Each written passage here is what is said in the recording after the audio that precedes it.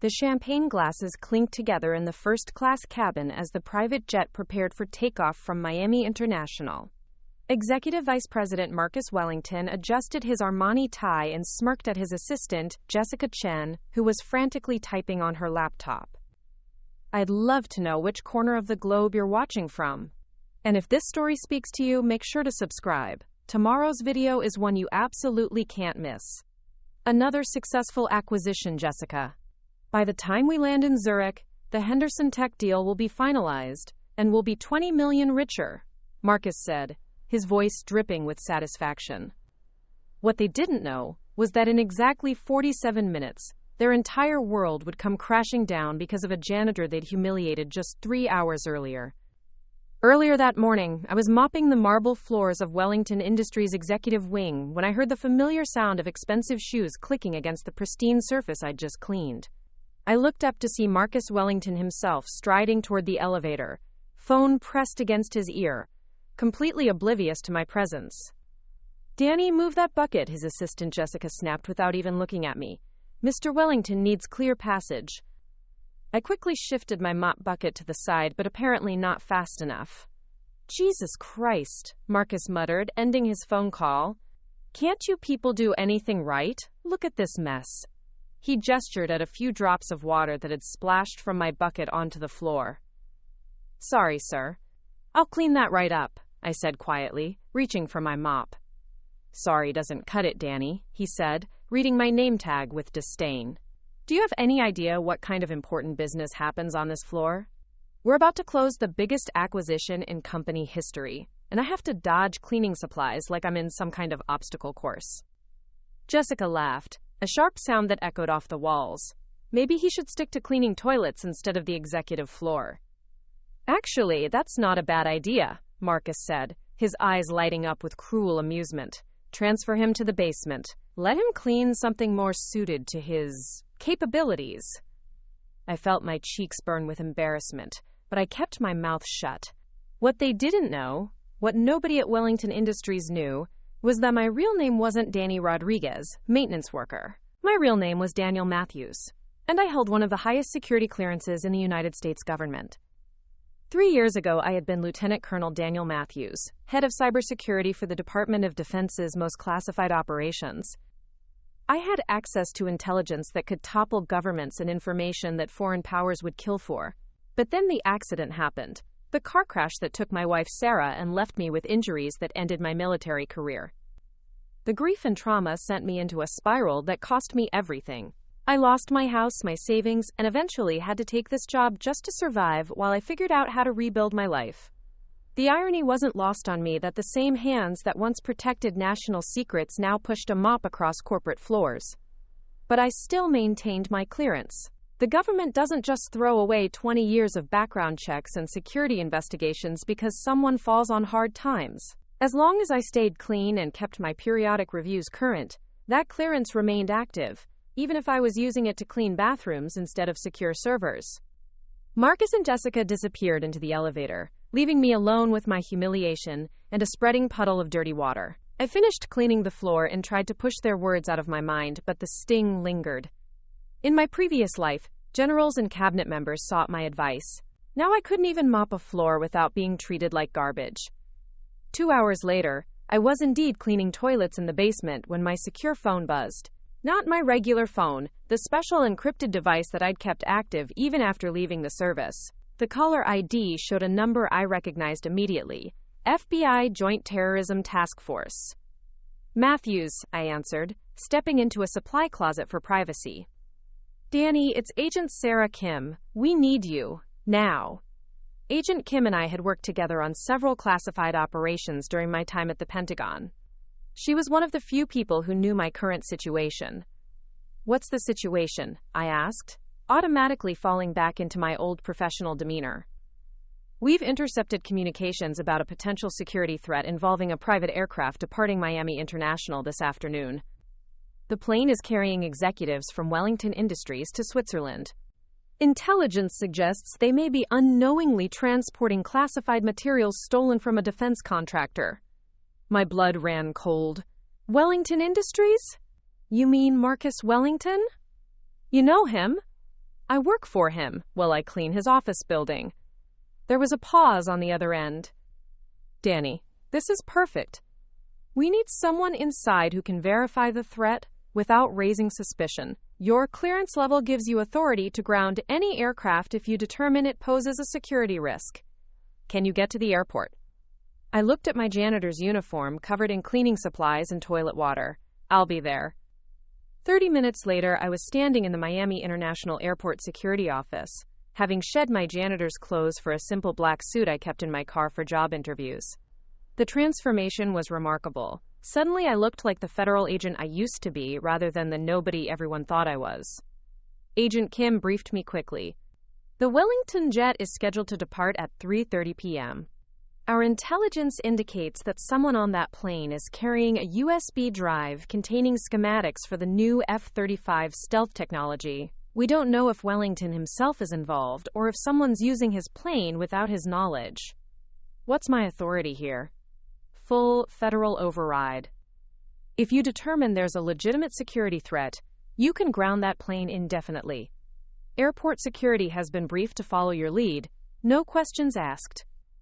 I nodded, feeling the familiar weight of responsibility settling on my shoulders. It had been 3 years since I'd carried this kind of authority, but muscle memory is a powerful thing. At 3:15 p.m., I positioned myself near Gate G7, where the Wellington Industries jet was preparing for departure. Through the window, I could see Marcus and Jessica boarding the aircraft, along with 3 other executives I recognized from the company directory. They were laughing and celebrating, completely unaware that their afternoon was about to take a very different turn. I watched as the ground crew finished their final checks and the pilot began his pre-flight procedures. My secure tablet showed that the plane had already been cleared for takeoff by standard air traffic control. In 15 minutes, they would be wheels up and bound for Switzerland. But first, I had a job to do. I approached the gate agent, a young woman named Patricia who looked harried from the busy afternoon rush. "Excuse me, I'm Federal Agent Matthews," I said, showing her my credentials. "I need to speak with the passengers on the Wellington Industries flight before departure." Patricia's eyes widened as she examined my identification. "Is there a problem, Agent Matthews?" "Routine security verification. Nothing to worry about, but I need access to the aircraft." Within minutes, I was walking up the boarding ramp toward the luxury jet. Through the open door, I could hear Marcus's booming voice regaling his companions with stories of his business conquests. The same voice that had humiliated me just hours earlier. "Excuse me, Mr. Wellington," I said, stepping into the cabin. Marcus looked up from his champagne glass, irritation flashing across his face. "Who the hell are you? This is a private aircraft." "Federal Agent Daniel Matthews, Department of Defense Security Services," I said, holding up my credentials. "I need to conduct a brief security screening before your departure." The color drained from Marcus's face as he stared at my identification. Jessica dropped her phone, and the other executives shifted uncomfortably in their leather seats. "There must be some mistake," Marcus stammered. "We're just going to Switzerland for business meetings. Everything's legitimate." "I'm sure it is, Mr. Wellington. This is just routine verification." I looked directly into his eyes, the same eyes that had looked at me with such contempt that morning. "However, I'm going to need everyone to step off the aircraft while I conduct my investigation." "This is outrageous." Marcus stood up, his champagne sloshing. "Do you have any idea who I am? I employ 3,000 people. I pay more in taxes than you make in a decade." "Sir, I'm going to need you to comply with federal security protocols," I said calmly. "Please gather your belongings and exit the aircraft." As the passengers filed past me, Marcus stopped directly in front of me. His face was red with anger and disbelief. "This is harassment. I'm calling my lawyers, my congressman, the Secretary of Defense himself. Your career is over." I looked at him for a long moment, remembering the humiliation from that morning, the years of being treated as invisible, as nobody. Then I smiled, not with cruelty, but with the quiet confidence of someone who finally had the power to set things right. "Mr. Wellington," I said softly, "I am the Secretary of Defense's direct liaison for counterintelligence operations. Your plane isn't going anywhere until I say it is." The recognition hit him like a physical blow. His mouth opened and closed wordlessly as he tried to process what I'd just told him. Jessica grabbed his arm, her own face pale with shock. "That's impossible," she whispered. "You're just a janitor. We saw you this morning with a mop." "Sometimes," I said, "the most important people are the ones you never notice." A lot of love and effort went into bringing this story to life. If you're enjoying it, we'd be so grateful if you'd subscribe to our channel. Now, back to where we left off. The silence in the aircraft cabin stretched for what felt like hours, but was probably only seconds. Marcus's face cycled through emotions, confusion, disbelief, and then something I hadn't seen from him before: fear. "I want to see identification again," he said, his voice notably less commanding than it had been moments earlier. I handed him my federal credentials, watching as his eyes scanned the official seals and clearance levels. The Department of Defense insignia meant nothing to most civilians, but the TSSCI, marking Top Secret Sensitive Compartmented Information, was universally recognized among those who dealt with government contracts. "Level 5 clearance," Jessica read over his shoulder, her voice barely above a whisper. "Marcus, that's higher than anything our defense contracts require." Agent Kim appeared at the aircraft door, flanked by 2 airport security officers. "Mr. Wellington, I'm Agent Sarah Kim, FBI Joint Terrorism Task Force. We need to discuss your travel plans today." Marcus finally found his voice again. "This is insane. We're going to Switzerland for legitimate business meetings. Check our itinerary. It's all documented corporate travel." "We're aware of your stated business purpose," Agent Kim replied smoothly. "However, we've received intelligence suggesting that classified materials may have been placed aboard this aircraft without your knowledge." "That's impossible," one of the other executives spoke up. "Robert Hayes, Wellington's chief technology officer. All our luggage was packed personally. Nothing classified goes through our offices." I studied Hayes carefully. In my years of counterintelligence work, I'd learned to read people, and something about his body language set off alarm bells. His hands were trembling slightly, and he kept glancing toward the overhead compartments. "Mr. Hayes," I said, "would you mind opening your carry-on bag for inspection?"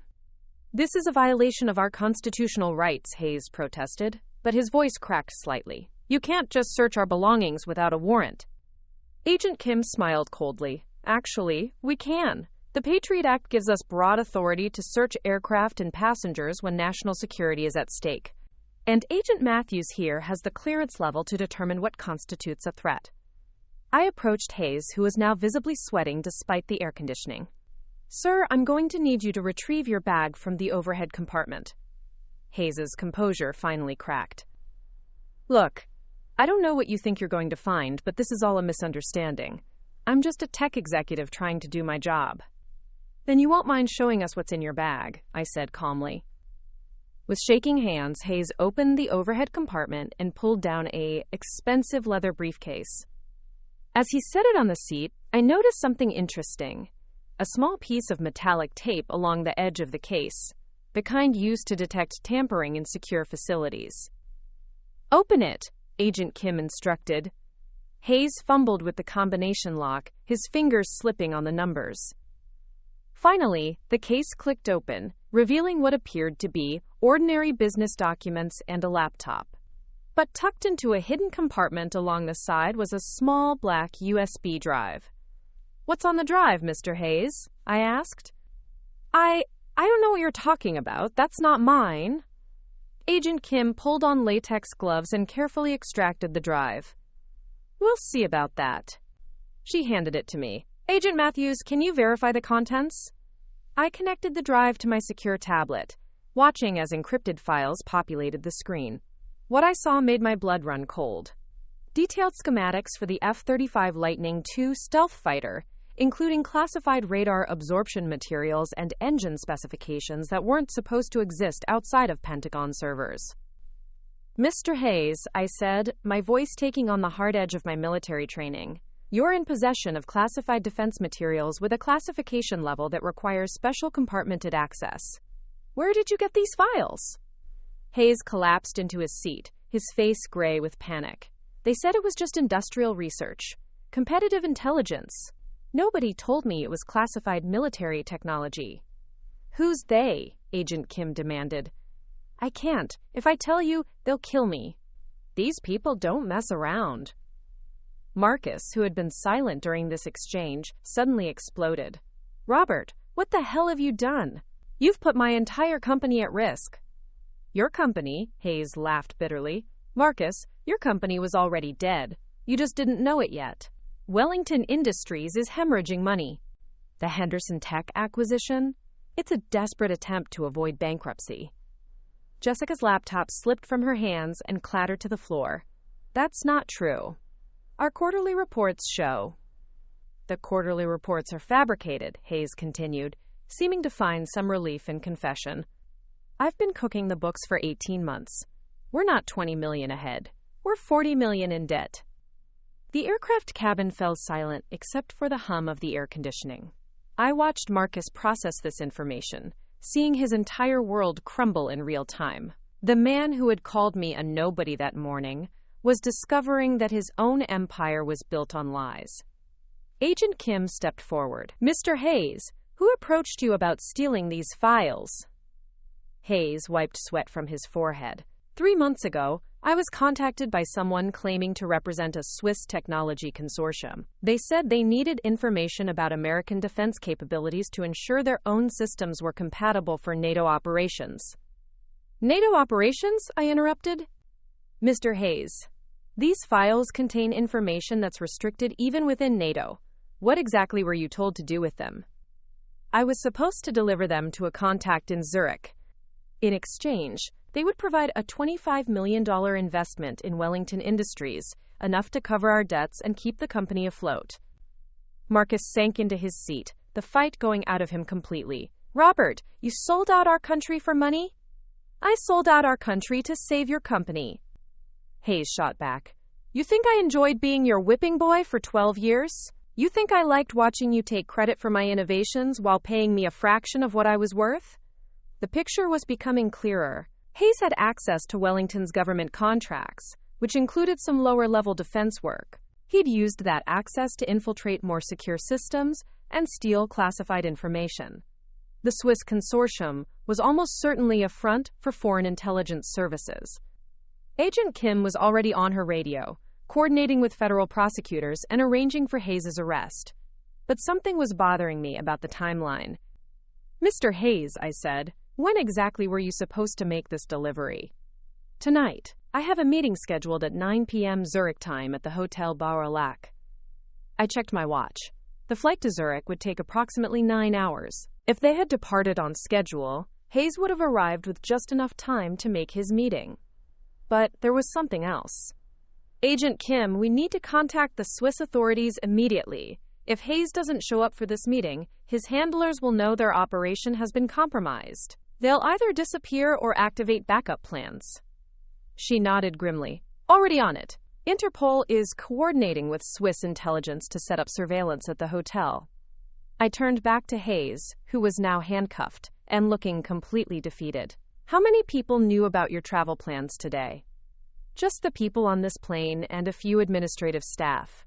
Did you tell anyone about the delay? Hayes' eyes widened with realization. I was supposed to send a confirmation text when we reached cruising altitude. When I don't send it? They'll know something went wrong, I finished. Agent Kim, we need to assume this operation is blown.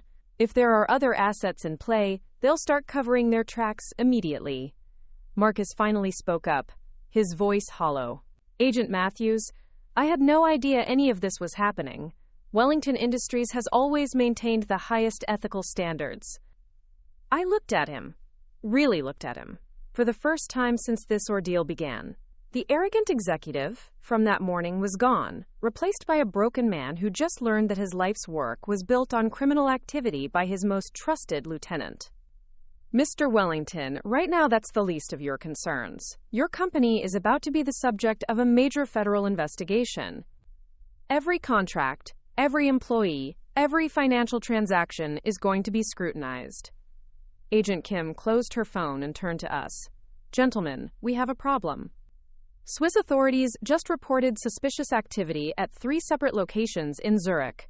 It appears Hayes' contact wasn't working alone. What kind of activity? I asked. document shredding, hard drive destruction, and 2 known intelligence operatives who just purchased one-way tickets to Moscow. The scope of this operation was becoming clear. Hayes hadn't just stolen files, he'd stumbled into the middle of a major espionage network. And his failure to deliver the F-35 specifications was causing that network to collapse in real time. "We need to debrief everyone on this aircraft," I told Agent Kim. "If there's an active spy ring operating through Wellington Industries, there might be other compromised employees." As federal agents began escorting the passengers off the plane for questioning, Marcus stopped beside me. "Agent Matthews," he said quietly, "this morning when we treated you the way we did..." "Save it, Mr. Wellington. Right now, you need to focus on cooperating with this investigation and figuring out how to explain to your shareholders that your CTO was selling military secrets to foreign powers." But as I watched him walk away, shoulders slumped in defeat, I felt something unexpected: sympathy. Marcus Wellington might have been an arrogant boss, but he was also a victim in this situation. Hayes had betrayed not just his country, but everyone who trusted him. The irony wasn't lost on me that the same man who'd called me a nobody and tried to demote me to cleaning toilets was now dependent on my security clearance to sort out the biggest crisis of his life. Sometimes justice comes in forms you never expect. Agent Kim approached with her tablet. "Danny, we've got confirmation from the FBI's Cybercrime Division. Hayes accessed the Pentagon's classified network using credentials that were supposed to be deactivated 6 months ago. Someone inside the defense contractor helped him." How many files were compromised? Still determining, but potentially dozens. This could be the largest breach of classified military technology in the past decade. I stared out the aircraft window at the Miami skyline, thinking about the chain of events that had led to this moment. If Marcus hadn't humiliated me that morning, if Agent Kim hadn't called with this assignment, if I hadn't been in the right place at the right time with the right clearance level, Hayes would be halfway to Switzerland right now with some of America's most sensitive military secrets. Sometimes being a nobody is exactly what makes you somebody when it counts. The FBI field office in downtown Miami buzzed with activity as agents coordinated with international law enforcement agencies across 3 continents. I sat in a secure conference room, watching multiple screens display real-time surveillance footage from Zurich, Moscow, and Beijing. What had started as a routine security check had exploded into Operation Nightfall, a joint task force investigation into one of the largest espionage networks ever uncovered on American soil. Agent Kim entered with 2 cups of coffee and a thick folder. "Danny, we've got updates from the Pentagon. The security breach is worse than we initially thought." "How much worse?" She opened the folder, revealing photographs and documents that made my stomach drop. Hayes wasn't just stealing F-35 schematics. Over the past 18 months, he systematically infiltrated 7 different defense contractors. Submarine sonar technology, satellite encryption protocols, next-generation missile guidance systems. The list goes on. I studied the timeline charts spread across the table. This level of coordination required significant resources and planning. Hayes was small-time. Someone was directing his activities. That's where it gets interesting. Agent Kim pulled up a new screen showing financial records. 3 days ago, someone transferred $50 million into an offshore account registered to a shell company in the Cayman Islands. The account owner? A woman named Elena Volkov. The name hit me like a punch to the gut. Elena Volkov, former GRU colonel and one of Russia's most sophisticated intelligence operatives. I'd been tracking her activities for years during my Pentagon days, but she'd always stayed one step ahead of international law enforcement. Volkov's been recruiting assets inside American tech companies for the past 5 years, I explained. She doesn't just steal information, she builds entire networks of compromised individuals who don't even realize they're working for foreign intelligence. Hayes claims he thought he was dealing with a legitimate Swiss consortium. Classic Volkov. She probably had an entire front operation set up, fake company, Swiss business registration, even legitimate-looking NATO contracts. Hayes never would have known he was feeding information directly to Moscow. My secure phone buzzed with an encrypted message from the Pentagon. As I read it, the scope of this operation became even more staggering. Agent Kim, we have a bigger problem. The Pentagon just ran a security audit on every defense contractor that Hayes had access to. They found evidence of network intrusions at all 7 companies, dating back 3 years. This wasn't opportunistic theft. This was a coordinated, long-term intelligence operation. How many people could be involved? Unknown, but potentially dozens. Volkov specializes in turning people who have legitimate access but are facing personal or financial crises. She doesn't create spies. She finds them. Agent Kim's radio crackled to life. Kim here. Sarah, it's Director Harrison from D.C. We need Agent Matthews on a secure line immediately. I took the radio, feeling the familiar weight of federal responsibility settling back onto my shoulders. Matthews here, sir. Danny, excellent work on the Wellington intercept. I'm reading reports that suggest this could be the tip of the iceberg for Russian intelligence operations in the defense sector. Yes, sir. The evidence points to a network controlled by Elena Volkov. We're looking at systematic infiltration of multiple contractors. I need you to take point on this investigation. Your clearance level and background make you uniquely qualified to coordinate between agencies. Can you handle extended field work? I thought about my janitor's uniform hanging in a locker at Wellington Industries, about the small apartment I could barely afford, about the life I'd been living for the past 3 years. Then I thought about the oath I'd taken 20 years ago to protect and defend the Constitution of the United States. Yes, sir, I'm ready. Outstanding. You'll be temporarily reactivated with full federal authority. Agent Kim will be your liaison, and you'll have access to whatever resources you need. As the call ended, I realized that everything was about to change again. The nobody who'd been mopping floors that morning was about to become the lead investigator on one of the most significant counterintelligence cases in recent history. Agent Kim was already pulling up new files on her tablet. Danny, while you were talking to Harrison, we got feedback from our Zurich operation. Swiss police arrested 3 individuals at the Hotel Bau au Lac, but they're refusing to cooperate. However, they did find something interesting. She showed me photographs of documents seized from the hotel room. These are travel itineraries for 12 different American tech executives, all scheduled to arrive in Switzerland over the next 2 weeks. If Hayes had made his delivery tonight, it would have been the first of many. Volkov was planning a massive intelligence harvest, I realized. Get all her assets to deliver their materials during a narrow window, then disappear before anyone noticed the pattern. There's more. The Swiss authorities found evidence that these executives were being offered the same deal as Hayes, significant financial investments in their companies in exchange for technical information. I studied the list of names and companies.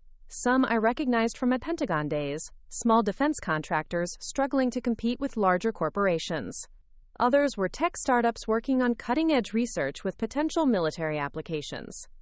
These people probably have no idea they're committing treason, I said.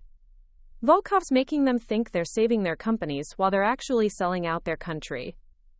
My tablet chimed with an incoming message from the NSA's cyber division. Agent Kim, we need to move fast. The NSA just detected unusual activity on the networks of 5 companies from this list.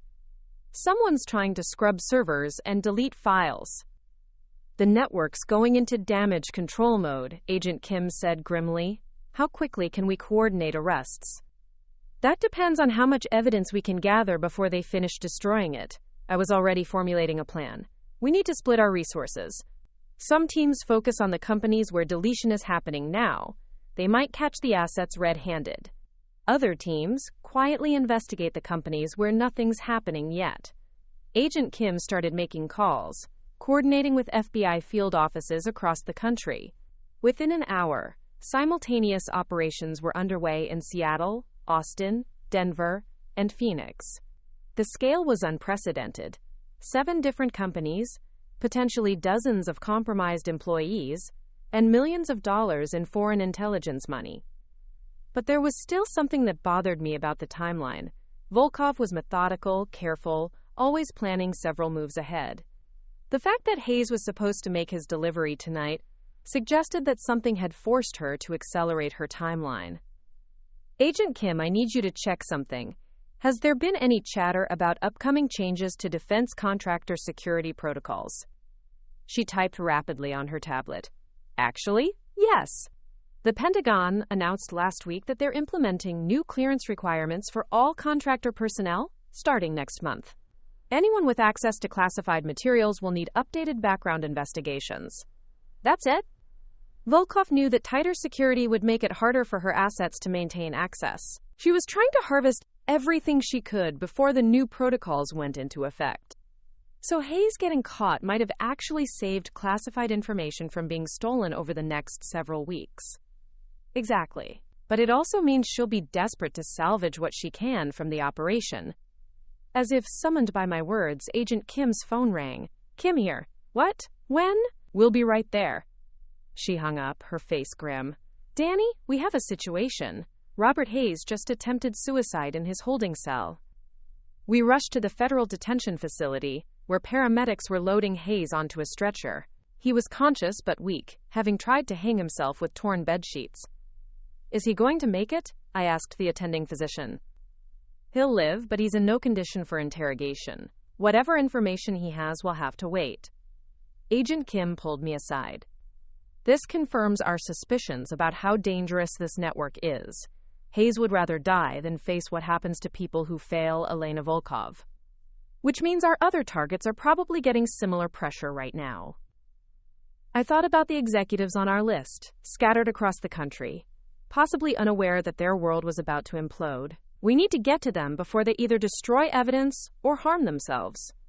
The field teams are already moving, but we're facing a coordination nightmare. 7 cities, multiple suspects, and we don't know who else might be involved. I looked through the window at Hayes being loaded into the ambulance, thinking about the chain of events that had brought us here. A man's greed and desperation had made him vulnerable to foreign manipulation. His betrayal had endangered national security and destroyed the lives of everyone around him. But there was something else at play here, something that went beyond simple espionage. Volkov had chosen her targets carefully, focusing on people who felt overlooked, undervalued, or financially desperate. She'd weaponized their resentment and turned it against their own country. Agent Kim, I think we're looking at this wrong. We're treating this like a traditional espionage case, but Volkov isn't just stealing secrets. She's exploiting American economic inequality. What do you mean?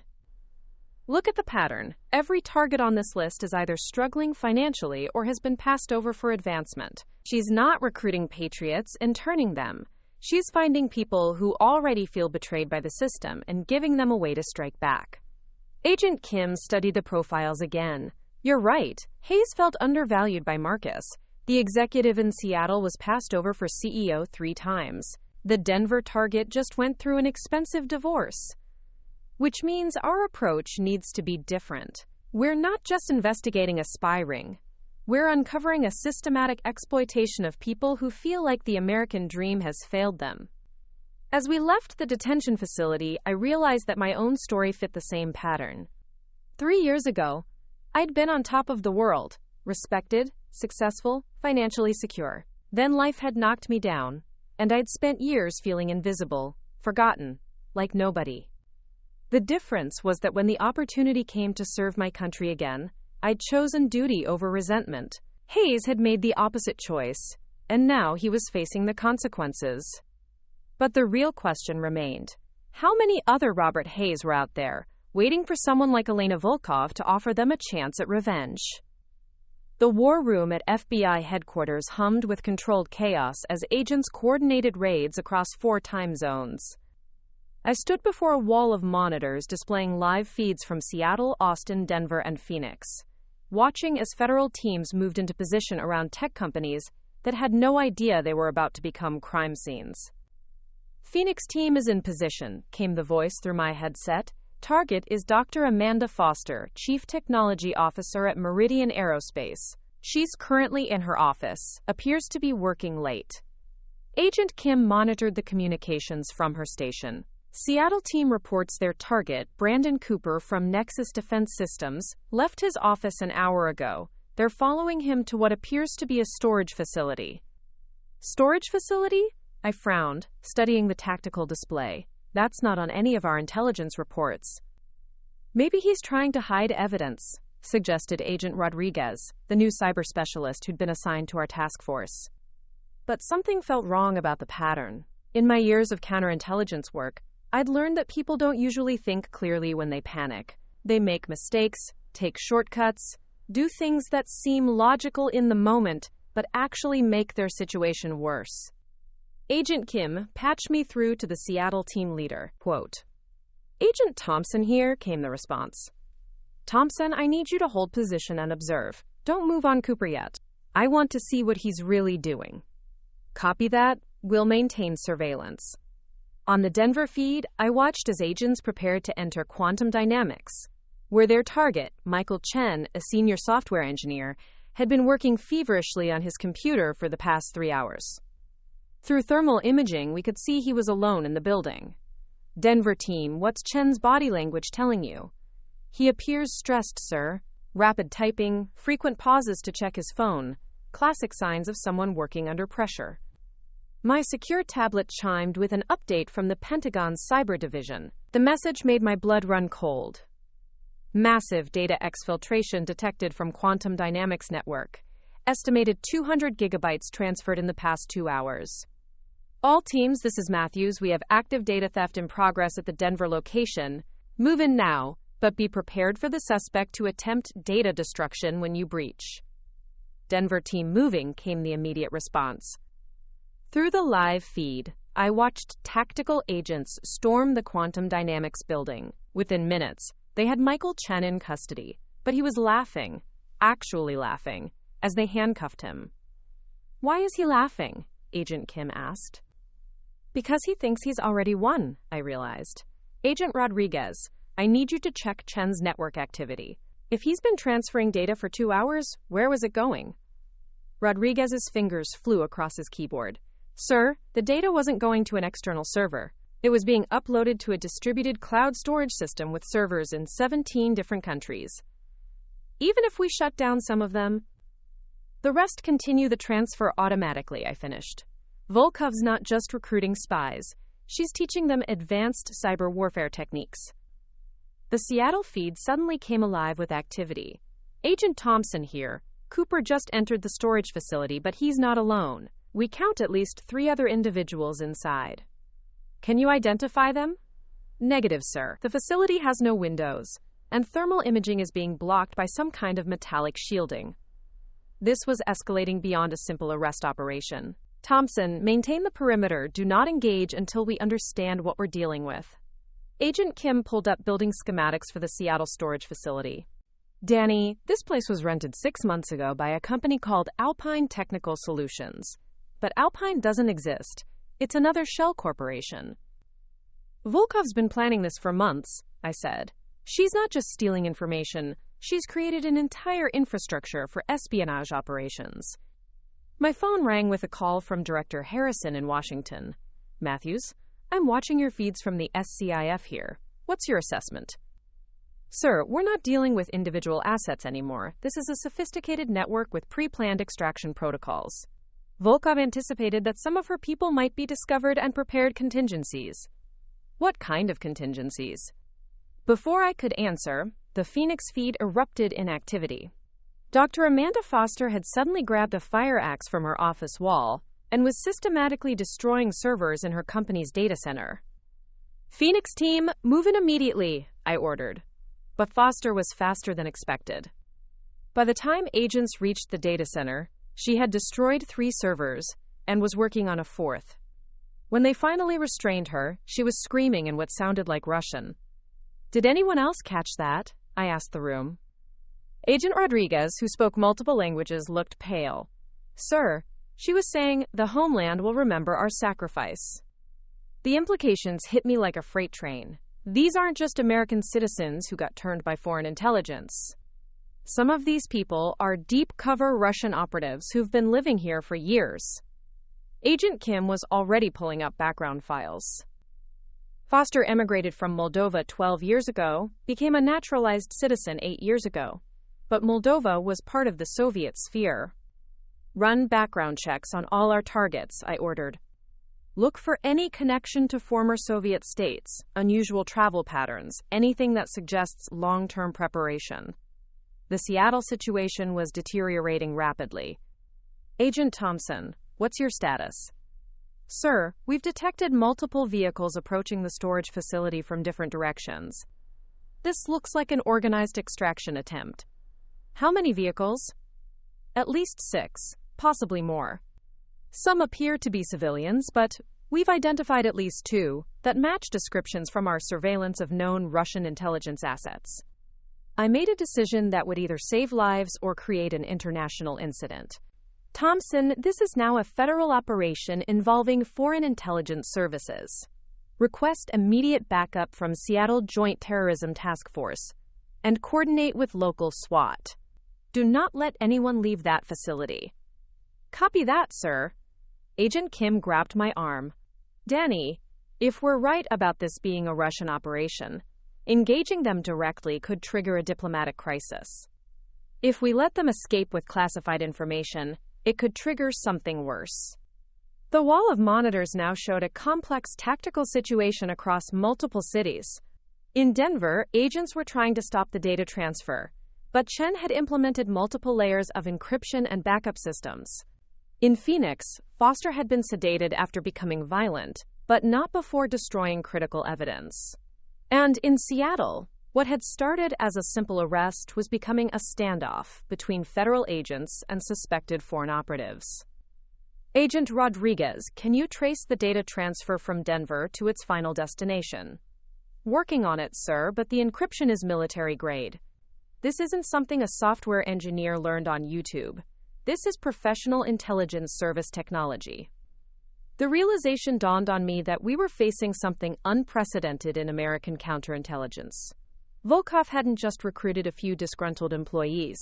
She had created a hybrid network of turned American citizens and deep-cover Russian operatives, all working together to systematically steal classified technology. Agent Kim, I need you to contact the State Department immediately. If we have Russian intelligence operatives on American soil conducting active espionage operations, this becomes a matter of national security at the highest levels. What about the Seattle situation? I watched the tactical display as more vehicles converged on the storage facility. We hold our position and see what they're really trying to protect. Suddenly, the Austin feed came online with urgent traffic. This is Austin's team leader. Our target, Stephen Walsh from Lone Star Defense, just walked into the FBI field office here and requested to speak with federal agents about a national security matter. What? Sir, Walsh says he's been approached by people claiming to be Swiss investors, but he believes they're actually foreign intelligence operatives. He wants to cooperate with authorities. For the first time in hours, I felt a glimmer of hope. Patch me through to Walsh immediately. Quote. Within moments, I was speaking directly to Stephen Walsh, a mechanical engineer who designed guidance systems for military drones. His voice was shaky but determined. Agent Matthews, I don't know who you are, but I'm told you're handling this situation. 3 months ago, people approached me, claiming to represent a European defense consortium. They offered my company a $20 million investment in exchange for technical consulting. What made you suspicious? The questions they were asking went far beyond what any legitimate investor would need to know. They wanted detailed specifications on targeting algorithms, encryption protocols, even manufacturing processes that are covered by export restrictions. Mr. Walsh, this is extremely important. Did you provide them with any information? I gave them some general technical overviews, nothing classified. But they kept pushing for more detailed information, and they seemed to know things about my personal life that made me uncomfortable. What kind of things? My divorce last year, my daughter's college tuition bills, even my mother's medical expenses. It felt like they were trying to find leverage over me. Walsh's cooperation was exactly what we needed to understand Volkov's recruitment methods. Mr. Walsh, would you be willing to work with us? If these people contact you again, we'd like to monitor those communications. Absolutely, I've been worried sick about this for weeks. I love my country, Agent Matthews. I would never betray it for money. As I ended the call with Walsh, I realized we had turned a corner in this investigation. We now had someone inside Volkov's operation who could potentially help us understand her methods and identify other targets. But the Seattle situation was still escalating. Agent Thompson, status report. Sir, we count 12 vehicles now, and some occupants appear to be armed. We're treating this as a potential hostage situation since we don't know the status of Cooper inside the facility. Thompson, I want you to establish communication with whoever's in charge of that group. Use the emergency international law enforcement protocols. If they are Russian intelligence, they'll recognize the procedures. The next few minutes would determine whether this investigation stayed within the bounds of normal law enforcement or escalated into something that would require involvement from the highest levels of government. I stared at the monitors, thinking about how this day had started with me mopping floors and enduring humiliation from Marcus Wellington. Now I was coordinating a multi-state counterintelligence operation that could reshape American-Russian relations. Sometimes the most important moments in history begin with the most ordinary circumstances. The tension in the FBI command center reached a breaking point as Agent Thompson's voice crackled through the radio from Seattle. Sir, we've established contact with the group at the storage facility. They're requesting to speak with someone who has diplomatic authority. Diplomatic authority? I exchanged glances with Agent Kim. Thompson, did they specifically use those words? Affirmative. The individual who responded claims to have diplomatic immunity and says this is a matter between sovereign nations. Director Harrison's voice came through my secure line from Washington. Matthews, I've got the Secretary of State on another line, and the Russian ambassador is being summoned to the State Department as we speak. This has escalated beyond law enforcement. I studied the tactical displays showing the standoff in Seattle, where 12 vehicles surrounded the storage facility in what appeared to be a defensive formation. Sir, with respect, I think we're missing the bigger picture here. This isn't about diplomatic immunity. It's about what they're trying to protect inside that facility. What do you mean? Elena Volkov has spent years building this network. She wouldn't risk exposing it for one compromised asset unless that facility contains something critical to Russian intelligence operations. Agent Rodriguez suddenly looked up from his computer terminal, his face pale. Sir, I've been analyzing the data transfer patterns from all our targets. The information wasn't just being sent to various international servers. It was being aggregated and processed at a central location. Where?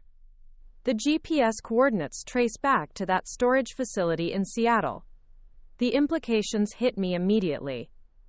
Agent Kim, Volkov isn't just stealing individual pieces of classified information.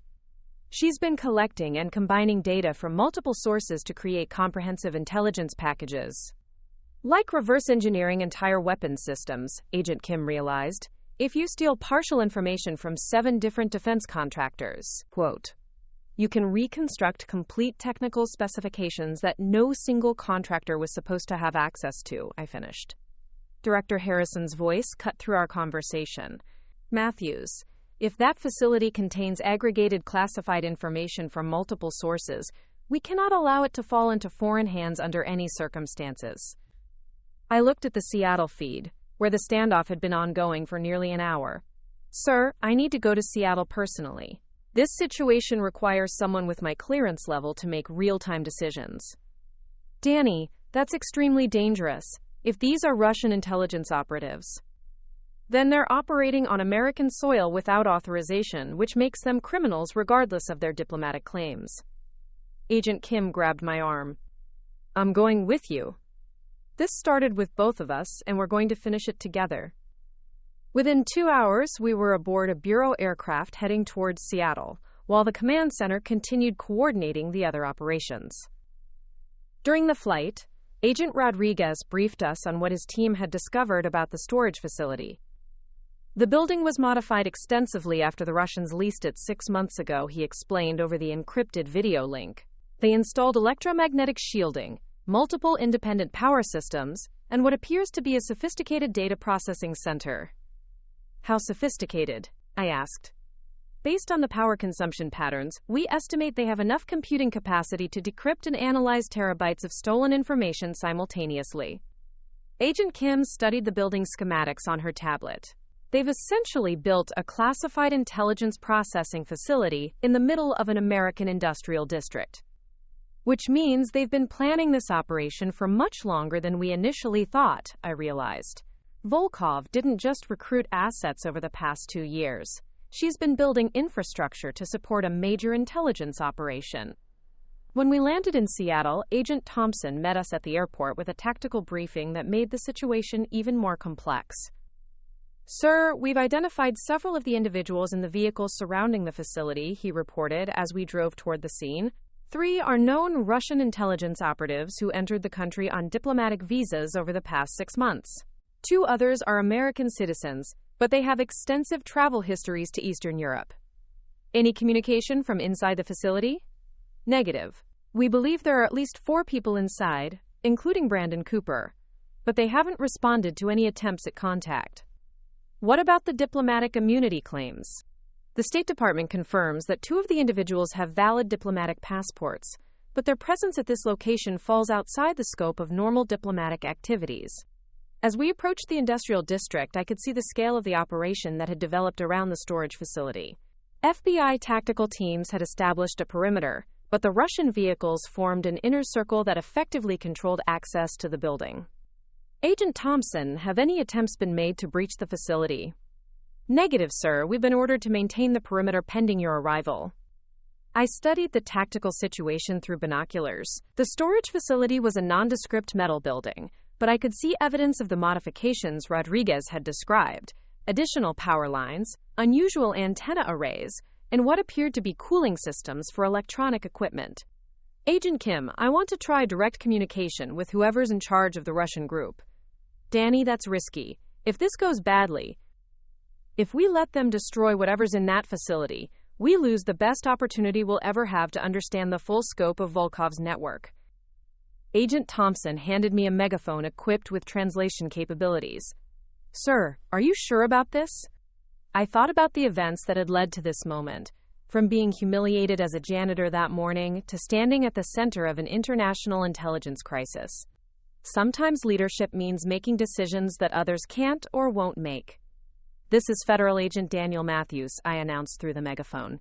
I'm requesting communication with the senior official among your group.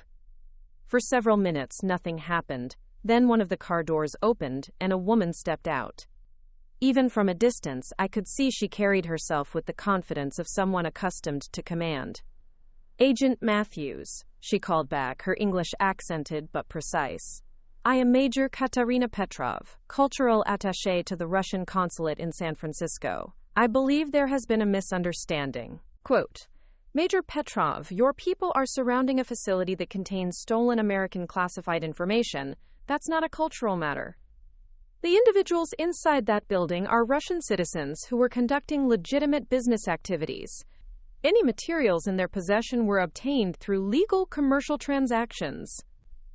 I knew she was stalling, probably giving the people inside more time to destroy evidence or complete data transfers. Major Petrov, I'm going to need you and your people to withdraw from this location immediately. This is now a federal crime scene. I'm afraid that's not possible, Agent Matthews. We have a responsibility to protect Russian citizens abroad. Agent Kim whispered in my ear, Danny, thermal imaging shows increased activity inside the building. They're definitely doing something in there. I made a decision that would either resolve this crisis or escalate it to levels requiring presidential involvement. Major Petrov, I'm going to approach the facility under federal authority.